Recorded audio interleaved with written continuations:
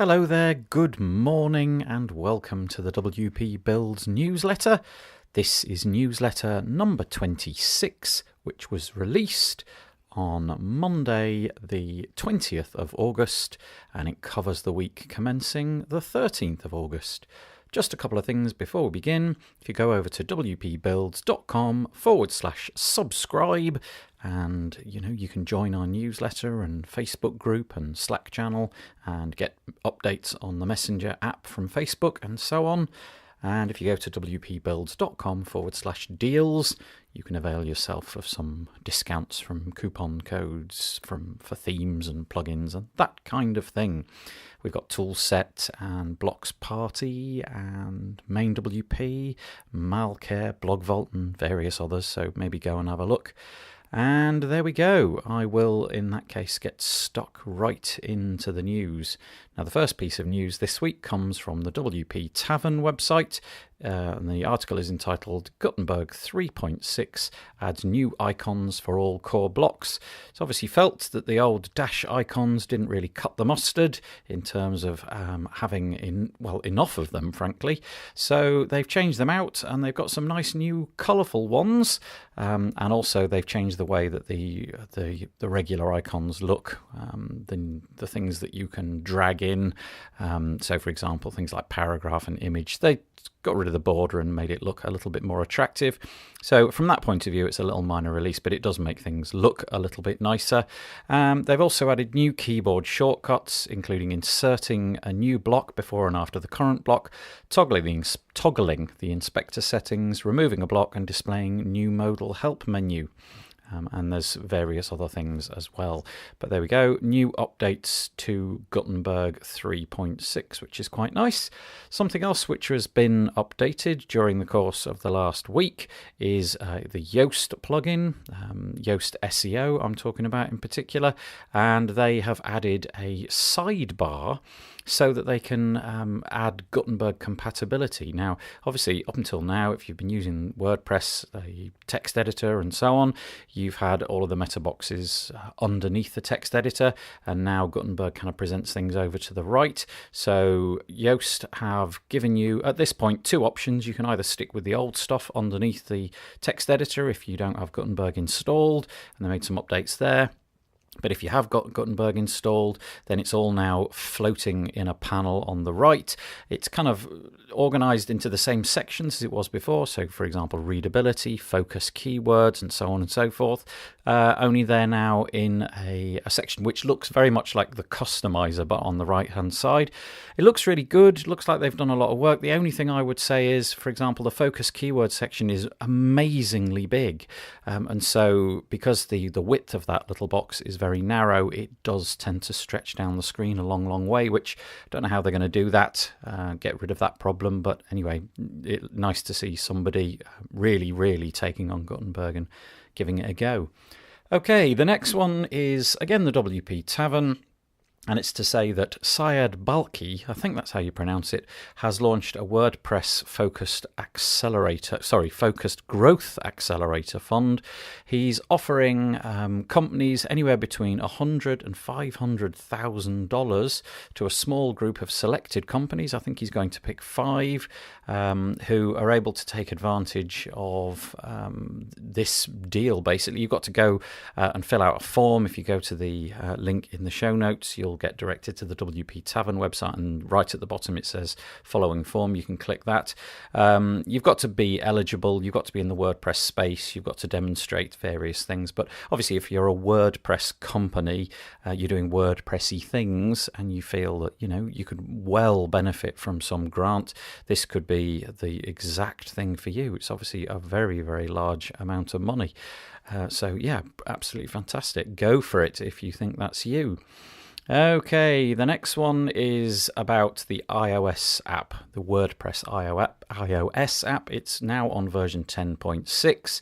It's not a particularly exciting update, in all honesty. Basically, it adds an activity log to your WordPress app on iOS, and you can see things like such and such a person commented on this post and such a person commented on this post. Yeah, that's kind of about it really. So if you've got the iOS app, go for it, update it, but don't expect anything too dramatic, because basically that appears to be all that there really is of any substantive nature. But still, it's going forwards, and that's quite nice. Okay, the next one is on the Web Dev Studio's website. This this article is entitled "Best Practices for WordPress Image Optimization." Actually, it's WordPress website image optimization. We've all been there before. We know that we need to optimize our images because we know speed is the name of the game. However, if you don't fully understand this stuff, then this article is a pretty long one. It explains about all the different formats, why you might use one format over the other, why size might matter, what to do with metadata, how to scale things, how to worry about caching, retina devices, content delivery networks, and so on and so forth. So it's pretty comprehensive, and if really you're trying to SEO the pants out of something, then image optimization might be one of the steps that you're trying to use, and so this article to me seems pretty good. Okay, the next one is kind of WordPressy, kind of not WordPressy. It's from one of my favourite websites, which is usually nothing to do with WordPress. It's called Bleeping Computer, the website. It's at bleepingcomputer.com. And this article is entitled "PHP Deserialization Issue Left Unfixed in WordPress CMS." Now, this doesn't really just affect WordPress because it's not a WordPress thing, it's a PHP thing.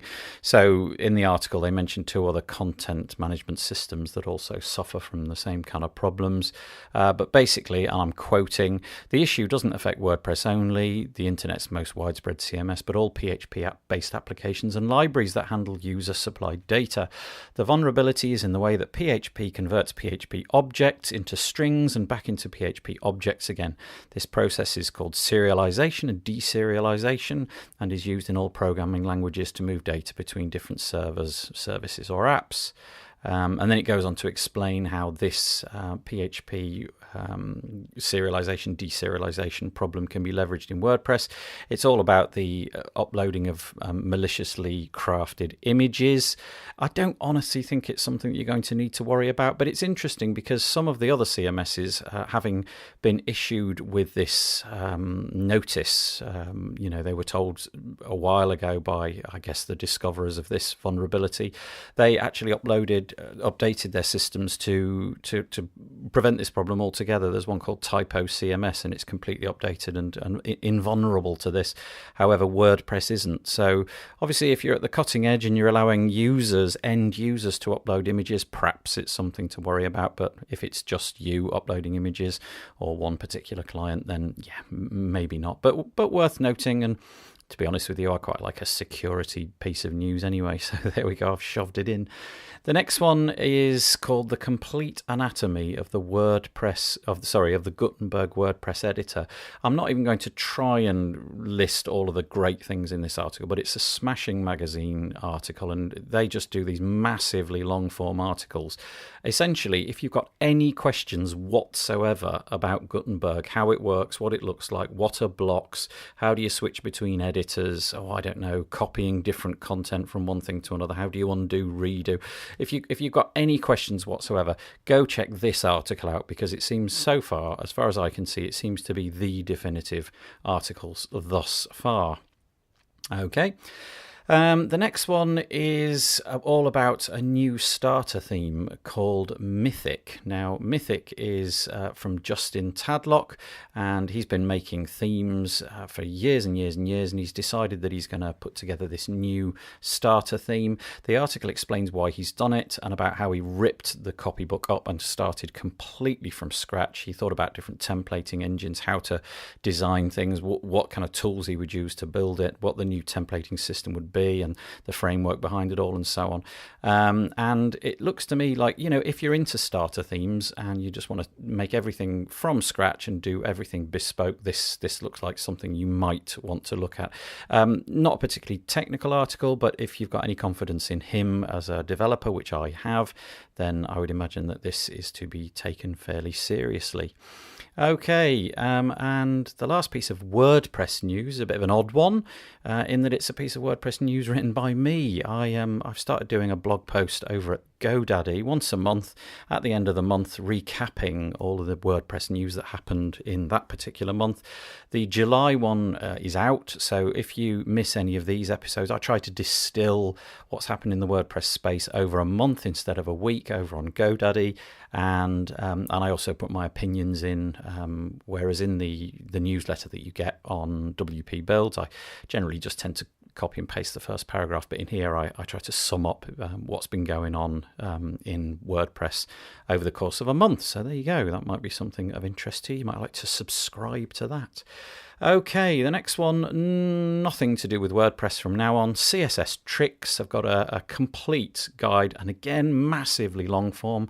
When I say complete, I really mean complete, about Flexbox. Now, obviously, if you've used Flexbox before, you'll know that it's kind of a way to give containers the ability to alter their height and width and so on based upon what's on the inside, but it can be hard to get your head around, a little bit like the first time you ever tried to understand CSS and floats and all of that kind of stuff. This is all interesting stuff. There's terms to learn and new things to understand, and great job of explaining it. So if you're exploring Flexbox, perhaps this is a fantastic place to start. CSS tricks. Go and find the link under the show notes.